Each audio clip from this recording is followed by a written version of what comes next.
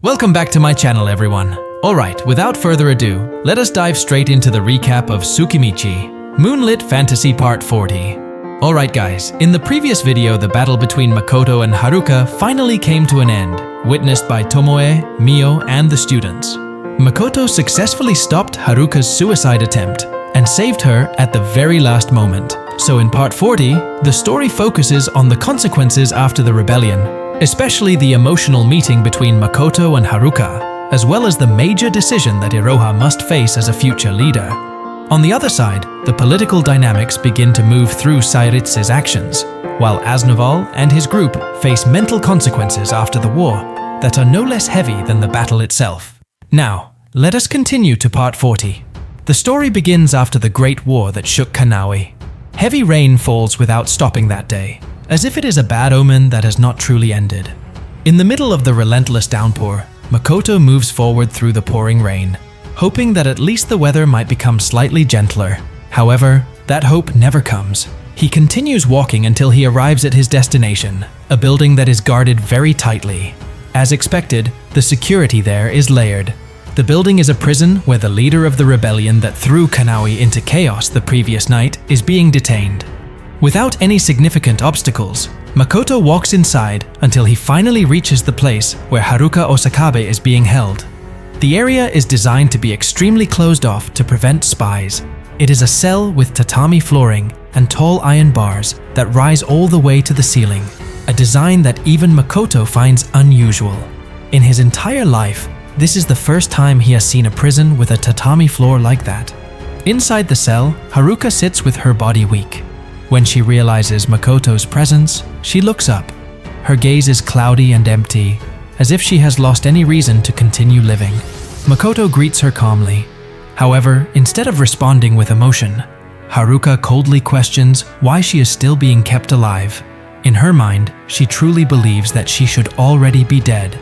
Makoto explains without any change in his expression. For him, disabling Haruka makes far more sense than killing her, especially because Haruka is Iroha's mother. That decision is not because of mercy, but because of rational consideration. Here, Makoto also reveals that he fully understands how terrifying Tomoki's charm effect is. That power is not merely memory manipulation, but total brainwashing that forces its victims to prioritize absolute obedience to Tomoki above everything else. Common sense is destroyed, morality collapses, and the victims are willing to betray family, steal, and even kill in order to fulfill Tomoki's will. Makoto realizes that when awareness returns, what remains is extraordinary mental suffering. That is why in the past he never hesitated to kill the victims of the charm. For him, death can become a form of atonement, as well as liberation from inner torment. However, that decision brings major consequences for the Kuzunoha Company. Relatives and friends of those who were killed harbor hatred, and directly, that harms his business. His company still has to sell goods, and public hatred is clearly not something that can be ignored. In short, killing may bring peace for the dead, but it does not bring peace for those who must bear the consequences.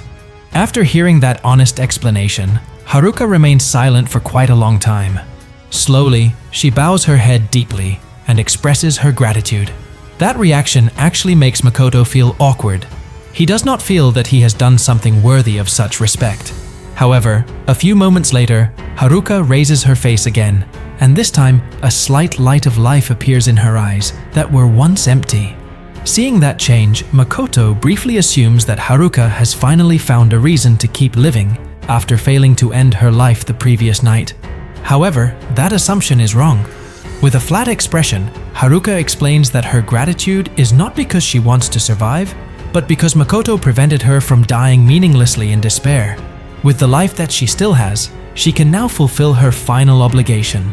Makoto immediately understands what she means. Haruka intends to take full responsibility for the rebellion that occurred and is ready to accept any punishment, including the death penalty. In truth, Makoto has the ability to falsify the sentence, or even falsify Haruka's death, so that she can live far away from all of this. However, from her expression, it is clear that Haruka does not want that path. She has already gone through the family trial, and the verdict has been delivered. Execution by death, only waiting for the time of its enforcement.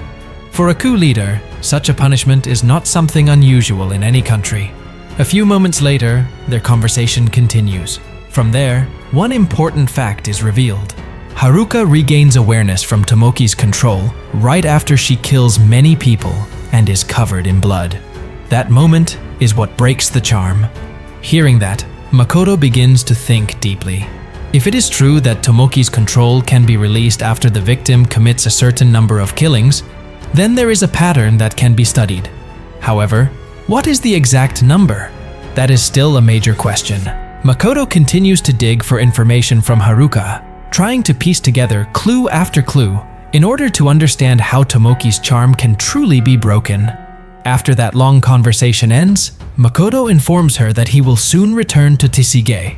However, before he truly leaves, Haruka makes one unexpected request. She suggests that Makoto should witness her execution later. Makoto immediately refuses, feeling that he has no reason to attend. However, a few moments later, Haruka reveals a fact that drastically changes the atmosphere. The one who will execute her is Iroha. As the future leader, it is Iroha who must carry out the punishment for the rebels. Hearing that, Makoto is genuinely shocked. For him, entrusting the task of execution to Iroha feels far too cruel. That burden is far too heavy for a girl who still has to carry the future of her country on her shoulders. Haruka once again expresses her gratitude. For her, the opportunity to take responsibility for this rebellion is the form of justice that she desires. She also feels at peace because she has personally witnessed Iroha's determination as well as Izumo's capability as her fiancé. With that conviction, Haruka feels that she can depart without regret. After a rather long final conversation, the two of them part ways. Sometime later, Makoto also speaks with Vivi, one of the members of Rose Garden. Their discussion revolves around Iroha's situation and the condition of Tsukige City.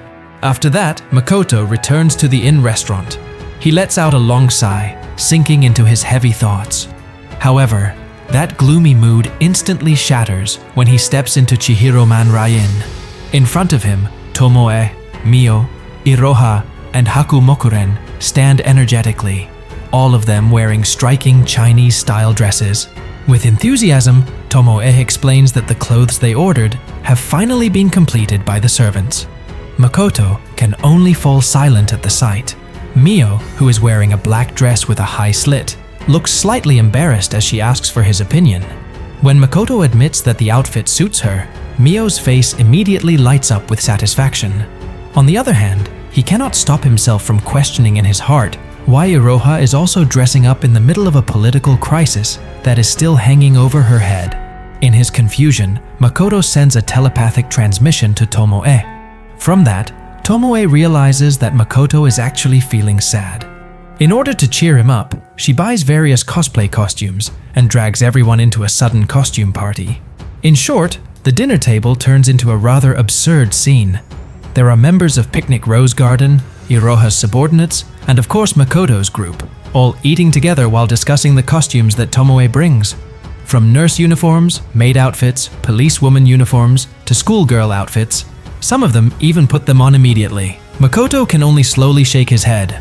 For the people of Laurel, clothes like that might be considered normal. But for Makoto, cosplay costumes are clearly not everyday clothing. He can only blame his predecessor, who is an otaku, for passing down a culture like this. The next morning, the atmosphere is much calmer. During breakfast, Tomoe seems to truly enjoy the Japanese-style meal with great enthusiasm, warm white rice, miso soup, and various simple side dishes that make the atmosphere feel peaceful. After breakfast is finished, Makoto finally gets the chance to speak privately with Iroha. In that conversation, Makoto presents a proposal. He offers to falsify Haruka's death so that Iroha does not have to execute her own mother. According to him, Haruka can quietly live in Tsukige and start a new life. However, upon hearing that offer, Iroha calmly expresses her gratitude for all the help and lessons that she has received from Makoto. Even so, she chooses to accept her fate and carry out the law as it should be. Iroha's mature attitude makes Makoto realize that she has grown far beyond the fragile impression that he once saw. He even feels slightly embarrassed because he understands that his earlier proposal is more driven by his own sense of guilt. In the end, he slowly nods and accepts her decision. To lighten the mood, he teases Iroha by mentioning Izumo's name and implying that love has made her stronger. Instantly, Iroha's face turns red, revealing the childish side of her that has not completely disappeared. In the middle of that conversation, it is also revealed that the sword Enkaref will remain by Iroha's side and will no longer be with the Kuzunoha Company. Iroha states her intention to officially purchase the sword Enkaref because she does not want to simply take it without paying the Kuzunoha Company. Makoto briefly says that he can consider the sword as a wedding gift for Iroha. However, Iroha immediately refuses politely. In the Laurel Nation, giving a weapon as a wedding gift is considered a bad cultural practice. Hearing that, Makoto falls silent for a moment, then quickly thinks of a more reasonable alternative. Here, he instead makes another request. He asks Iroha to continue providing him with information about wise, starting from food, spices, sake, to the habits or culture of people from another world. In other words, Iroha must continue to be a long-term source of information for him. The request sounds light, but it clearly shows that Makoto wants to maintain the connection between Canawi and knowledge about wise for a very long time.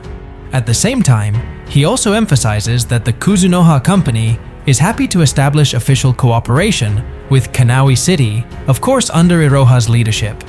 A few hours later, the atmosphere becomes far more formal. Izumo and Iroha sit formally to welcome Jin and his academy friends. Both of them wear neat black hakama, making Izumo's appearance look more upright and authoritative than usual. Izumo begins with a short speech, expressing his gratitude to his companions. He states that for the time being, he will stay in the Laurel Nation in order to accompany Iroha. That means he will not return to the academy with his friends. Even further, he declares that he will leave his own family and fully support Iroha. Hearing that decision, his friends are clearly shocked. However, in the end, they understand Izumo's choice and only hope that one day he can return to the academy. After that farewell, Jin and the others meet Shiki, then return to the academy. In short, the day of the execution finally arrives. Haruka is executed, and her head is truly severed. However, there is one important fact that is hidden. The person who swings the sword is not Iroha, but Izumo, who disguises himself as Iroha.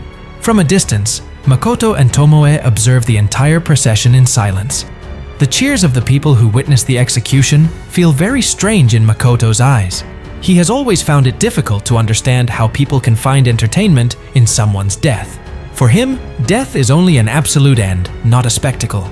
On the other side, Tomoe actually admires Izumo's courage. He does not hesitate to make the decision and bear the burden himself, in order to ensure that Iroha does not have to execute her own mother with her own hands. Because Makoto and Tomoe have once visited the land of the dead, they are able to see Haruka's spirit after her death.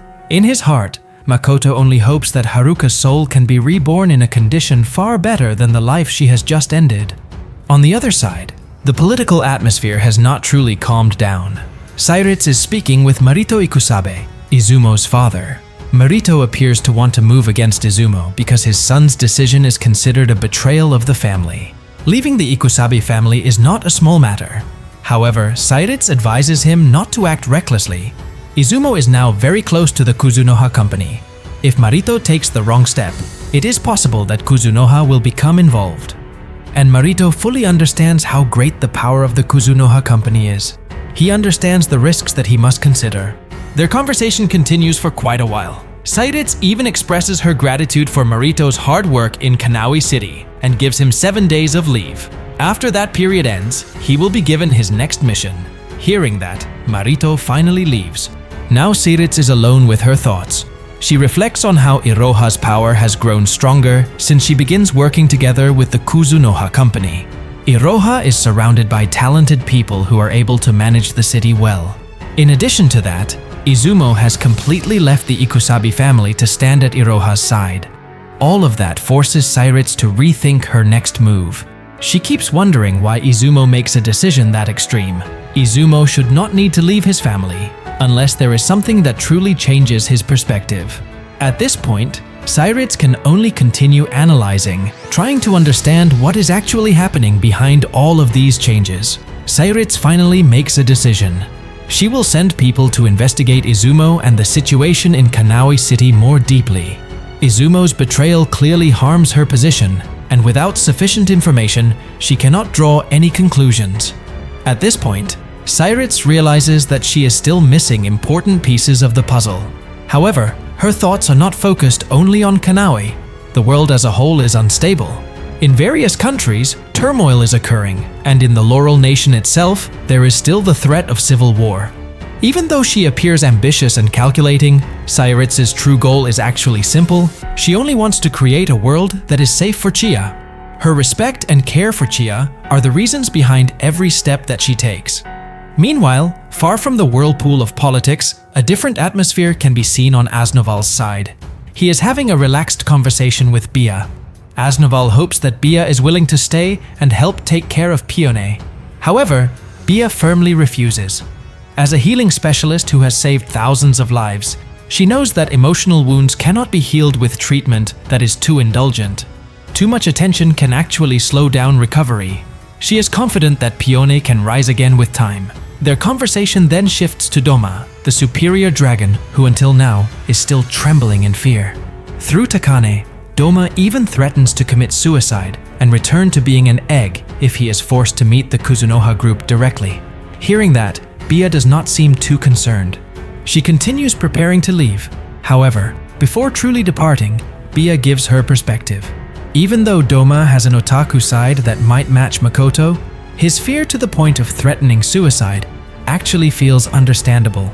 Especially on Makoto's side, there is Tomoe, who certainly already understands how useless Doma's true nature is, being reclusive and socially awkward.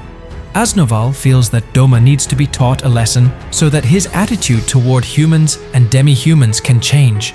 However, Bia only holds her head weakly. She reminds him that violence will not solve anything. Doma's trauma is extremely deep. In the past, he was beaten mercilessly by Aznoval until he was nearly dead. That mental wound leaves such a strong mark that even hundreds of years later, Doma will still hide every time he senses Aznoval's presence. Even if his memory is erased, that fear will remain. For Bia, there is no use trying to rehabilitate Doma so that he can blend into society. Doma is the true definition of an antisocial individual. He is only close to Takane because Takane is able to replicate modern Japanese games that he greatly likes. The only realistic contribution that can be expected from him is managing the labyrinth so that Takane's burden can be slightly reduced. Other than that, it is better to let him sink into his own world. After that, Bia leaves together with Haku to guard Picnic Rose Garden in Tsuge. Before parting, she gives Aznoval one final piece of advice. Do what can be done right now, especially taking care of Pione. Bia is very worried about Pione's mental condition, which is shattered after witnessing the deaths of her friends. After Bia leaves, Aznoval reflects. He realizes that he cannot possibly take care of Pione alone.